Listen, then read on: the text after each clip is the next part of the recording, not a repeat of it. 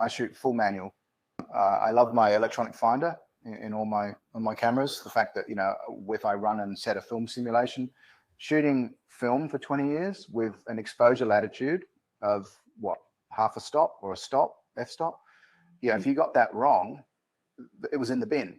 There was no post-production, there was no Photoshop, there was no RAW, there was nothing. So I shoot JPEG only. I don't shoot RAW. So, and I'm confident enough in my ability that I can get it as close to right in camera. The reason for that is twofold. One, I don't have the time to do extra processing, especially at the track.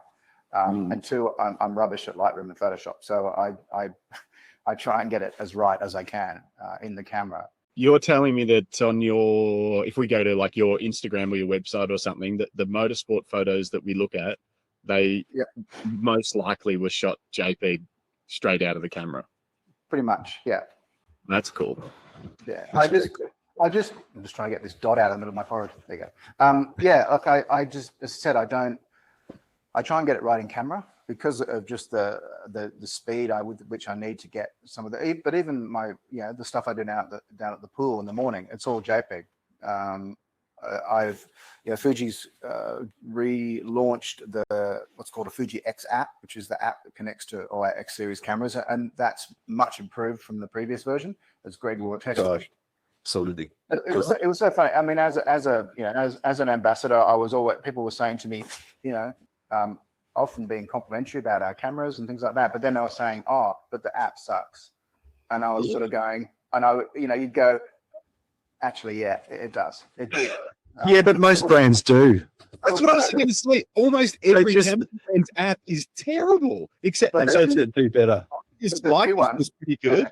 And I was like, how are these? I mean, Leica's cool and all, but like, how are they leading the pack when it comes to apps? That I know. But our app is app's really cool now. So yeah, it's much better. It's much better. It uses Bluetooth to connect, and then some other wizardry.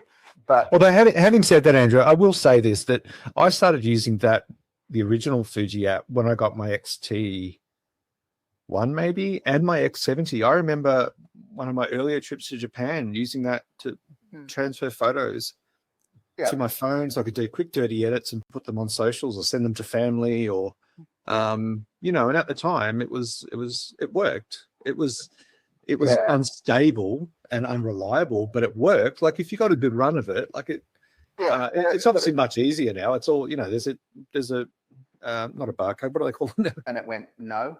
I went, oh, that's right, it's too fast. So it's far too fast for it now. Hunted through the drawer to find it, like a 2 gig, 15 megabits per second card, put that in it, and went and took some pictures.